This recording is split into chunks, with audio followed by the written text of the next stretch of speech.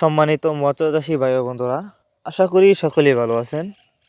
বরাবরের মতন আরও একটি নতুন ভিডিও নিয়ে আপনাদের সামনে এসেছি। আপনারা এতক্ষণ ভিডিও থাম্বনেল দেখেই বুঝে গেছেন আজ আপনাদের সামনে কী মাছের ভিডিও নিয়ে এসেছি।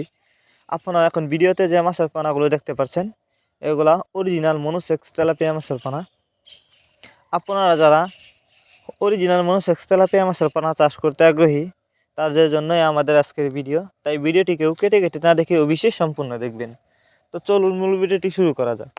বিকজ দুই ক্যাটাগরির হয়ে থাকে দেশি এবং মনোসেক্স।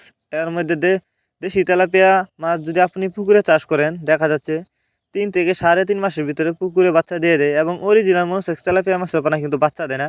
এবং দেশি তেলাপিয়া মাছের তুলনায় মনোসেক্স তেলাপিয়া মাছ চাষ করলে বড় হয় অনেকটা, যে কারণে অনেকে মনোসেক্স তেলাপিয়া মাছের পানা চাষ করতে আগ্রহী, কিন্তু কোথাও উন্নত মানের মনোসেক্স তেলাপিয়া মাছ পাচ্ছেন না। তারা চাইলে এই মাছগুলো আমাদের কাছ থেকে সংগ্রহ করতে পারবেন। এই মাছগুলো সংগ্রহ করবার জন্য আমাদের ভিডিও টাইটেল এবং ভিডিও ডেসক্রিপশন বক্সে আমাদের ফোন নাম্বার দেওয়া থাকবে। আমাদের সাথে যোগাযোগ করে মাছগুলো সংগ্রহ করতে পারবেন এবং আমাদের ঠিকানা এসেও নিতে পারবেন। আমাদের যোগাযোগের ঠিকানা ময়মনসিংহ ত্রিশালদলা। অন্য অন্য মাছের তুলনায় এই তেলাপিয়া মাছ দেখতে যতটা সুন্দর, খেতে অনেকটা সুস্বাদু। আপনি চাইলে যে কোনো পুকুরে এই মাছগুলো চাষ করতে পারবেন।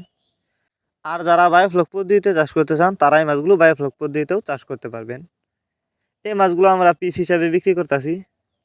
আমাদের কাছ থেকে বাংলা কাপ জাতীয় মাছ থেকে শুরু করে ক্যাটফিশ জাতীয় মাছের চারা ও রেণুপানায় সর্বোচ্চ কম দামে সংগ্রহ করতে পারবেন।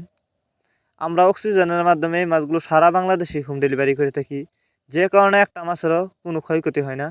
এই দেখেন সুস্থ সবল তেলাপিয়া মাছের পোনা। এই মাছগুলো আপনারা যদি চাষ করেন অল্প কিছুদিন চাষ করে মাছগুলো বাজারজাত করতে পারবেন।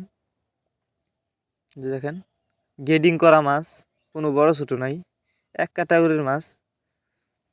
এটি কিন্তু নতুন বাসায় নতুন পোনা। আপনারা এই মাছগুলো যদি চাষ করেন অল্প কিছুদিন চাষ করে কিন্তু বাজারজাত করতে পারবেন। বিয়াস, এই ছিল আমাদের আজকের ভিডিও। ভিডিওটি যদি আপনাদের কাছে ভালো লেগে থাকে তাহলে অবশ্যই ভিডিওটিতে একটি লাইক দিয়ে দিবেন এবং মাছ চাষ সম্পর্কে নিত্য নতুন ভিডিও পেতে চ্যানেলটি সাবস্ক্রাইব করবেন। দেখা হচ্ছে আর একটি নতুন ভিডিওতে, ততক্ষণ পর্যন্ত সবাই ভালো থাকবেন। ধন্যবাদ।